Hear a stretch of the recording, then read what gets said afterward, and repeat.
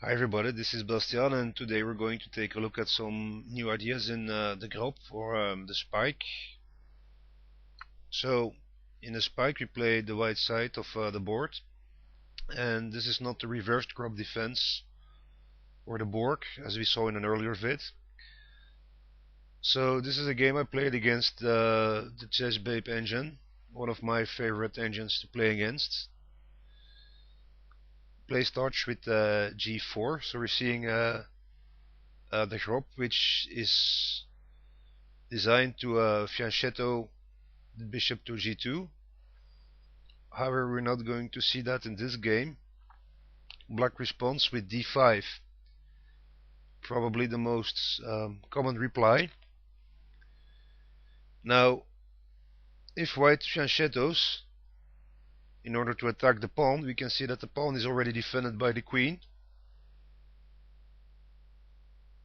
Also, the d5 move allows for an immediate attack on the g4 pawn. So instead of developing the bishop to g2, I immediately play c4 in the spirit of the Fritz gambit of the Grob. Of course, for the Fritz gambit we need to play bishop to g2 first, but some of the ideas are the same. Now black has a choice to either take the c pawn or the g pawn. So if black tries to take the c pawn, so d takes c, white can, which was not played, white can continue with queen a4 check to immediately recapture the pawn on c4.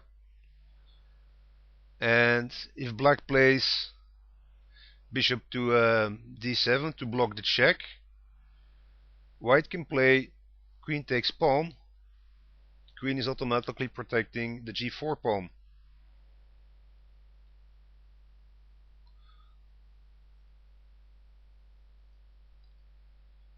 If on the other hand black tries queen to d7 to block the check, but also to create a battery on g4, we can see that after queen takes pawn, white can no longer defend the pawn with his queen, but after queen takes pawn, the c7 pawn is unprotected, and white can still recapture his gambit pawn. So if black wants to keep an advantage, he shouldn't play d takes c, but instead, and this was played, bishop takes pawn on g4. So now I'm down a pawn. Of course I can recapture, but then queen takes pawn and I'm still down a pawn. But the idea behind this is the same as the Fritz gambit.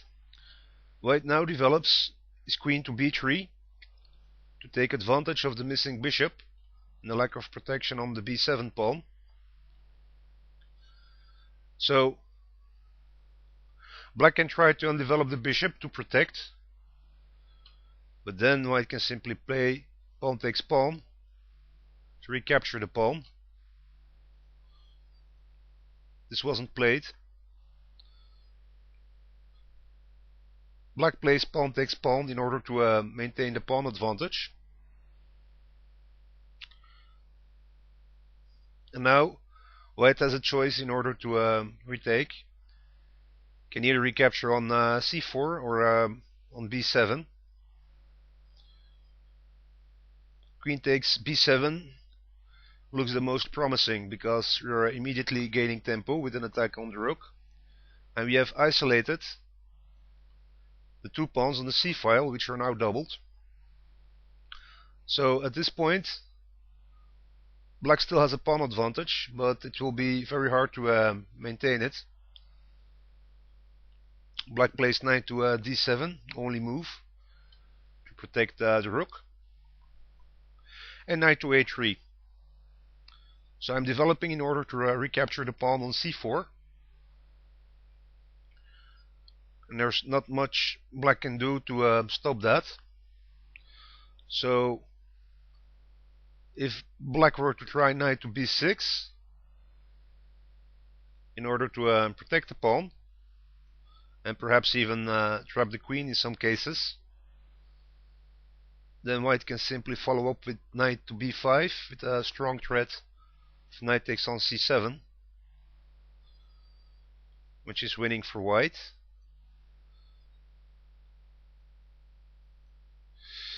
If on the other hand black tries knight to e5, then white can still play knight to b5, but stronger even would be queen to e4, attacking the bishop and the knight.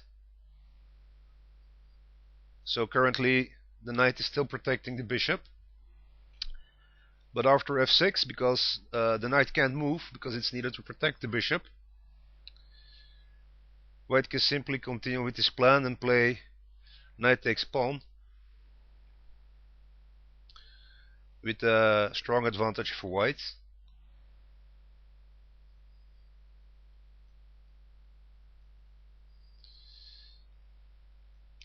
So after knight to a3, black plays possibly the best move, e5, opening up the diagonal of the bishop and abandoning protection of the c4 pawn. So knight takes pawn, knight to c5, attacking the queen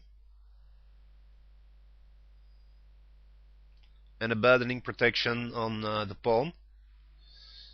But white has to respond to the queen threat first.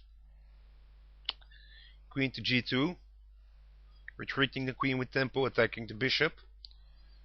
Bishop to e6, and now simply knight takes pawn.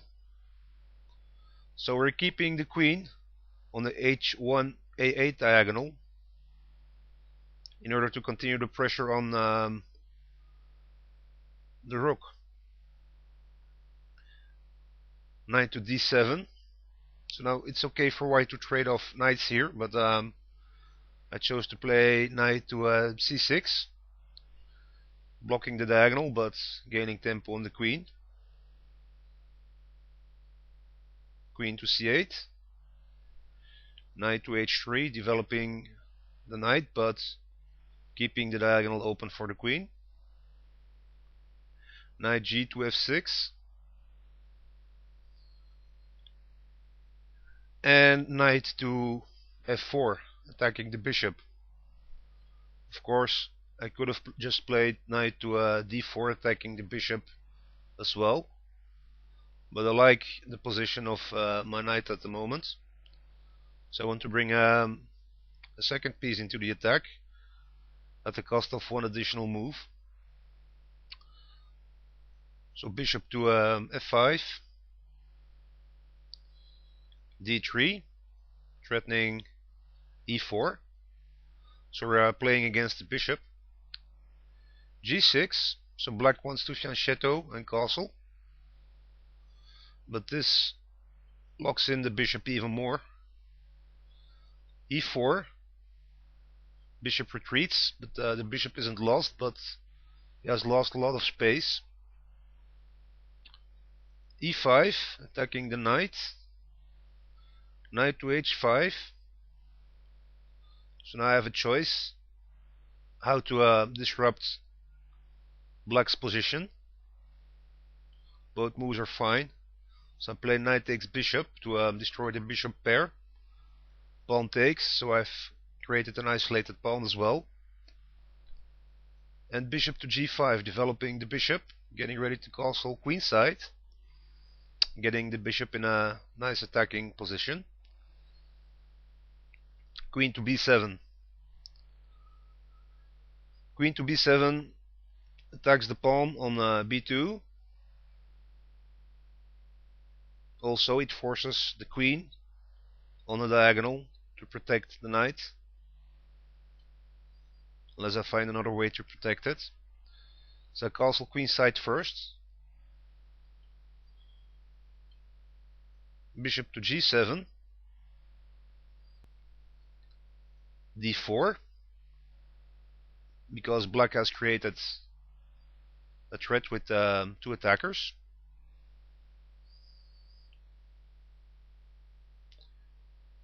H6, trying to kick the bishop, but H6 leaves the G6 pawn without protection.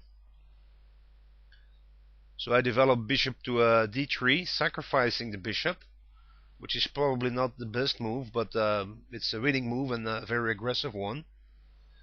So pawn takes bishop, bishop takes pawn check. Not much choice. King to F8 is forced. And now how to continue. It looks like this pawn is hanging, but after queen takes pawn, black can simply play bishop to H6, which will lose a queen. So we can't play that to continue the attack. We can play queen to F3 check to bring the queen on an open, of a half open file. But after knight to F4 check, the file is blocked. So we need to remove the knight first. So this is atypical when we're attacking the king to sacrifice our attacking pieces. But this has to be done in order to bring the queen in. Bishop takes knight. Rook recaptures. And now queen to F3 check. And we can see this pawn blocking the rook. And we have created a fork between the two pieces. Now king G8 cannot be played because of knight D7 check. King to H7. Queen takes rook check. Bishop blocks. Queen G6 check. And black will be mated. Black can try king to E8 instead. But after queen takes rook check,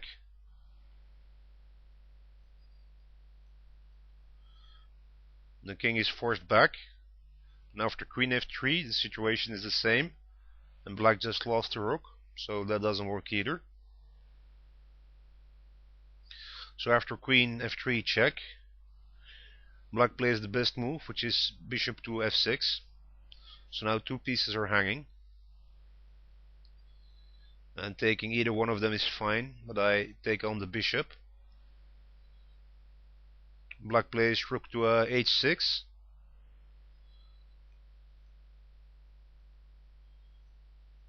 Rook to G5 because there's no longer protection on the pawn. And the G file is going to become open as well. Rook takes pawn, threatening the queen. But keep in mind that the queen is still needed to protect the knight on C6.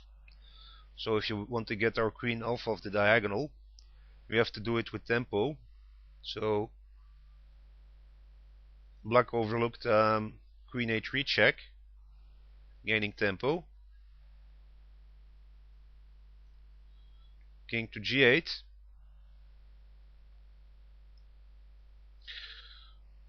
Of course, king to E8 is an immediate mate.